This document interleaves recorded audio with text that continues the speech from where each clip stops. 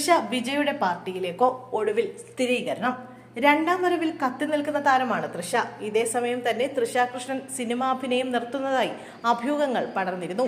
വിജയ്ക്ക് പിന്നാലെ തൃഷയും രാഷ്ട്രീയത്തിലേക്ക് എന്നായിരുന്നു പ്രചരിച്ചത്. തമിഴ് സിനിമാ കോളമിസ്റ്റ് ആനന്ദന്റെ വാക്കുകൾക്ക് പിന്നാലെയാണ് പുതിയ അഭ്യൂഹങ്ങൾ നിറഞ്ഞത്. എന്നാൽ ഇക്കാര്യം തള്ളി രംഗത്തെത്തിയിരിക്കുകയാണ് തൃഷയുടെ അമ്മ ഉമാകൃഷ്ണൻ.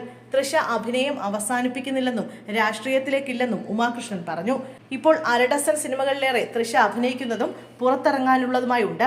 ഐഡന്റിറ്റി എന്ന മലയാള ചിത്രത്തിൽ ടൊവിനോ തോമസിനൊപ്പം അഭിനയിച്ച ചിത്രമാണ് തൃഷയുടേതായി ഈ വർഷം ആദ്യം പുറത്തിറങ്ങിയത്.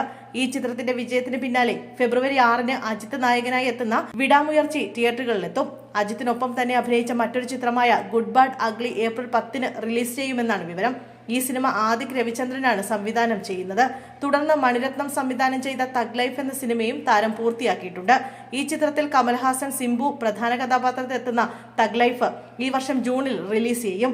നിലവിൽ നടി തൃഷ അഭിനയിച്ചു വരുന്നത് സൂര്യ 45 ചിത്രത്തിലാണ്. RJ ബാലാജി സംവിധാനം ചെയ്യുന്ന ഈ ചിത്രത്തിൽ നടൻ സൂര്യയ്ക്കൊപ്പം തൃഷ അഭിനയിക്കുന്നുണ്ട്. തുടർന്ന് RJ ബാലാജി സംവിധാനം ചെയ്യുന്ന മാസാണി അമ്മൻ ചിത്രത്തിലും തൃഷ നായികയായി എത്തുമെന്നാണ് റിപ്പോർട്ടുകൾ. തൃഷയ്ക്കായി തെലുങ്ക് സിനിമയുമുണ്ട്. തെലുങ്കിൽ ചിരഞ്ജീവിക്ക് ജോഡിയായി വിശ്വംഭര എന്ന ചിത്രത്തിൽ അഭിനയിച്ചിട്ടുണ്ട് തൃഷ. ഈ ചിത്രവും ഉടൻ തിയേറ്ററുകളിലെത്തും.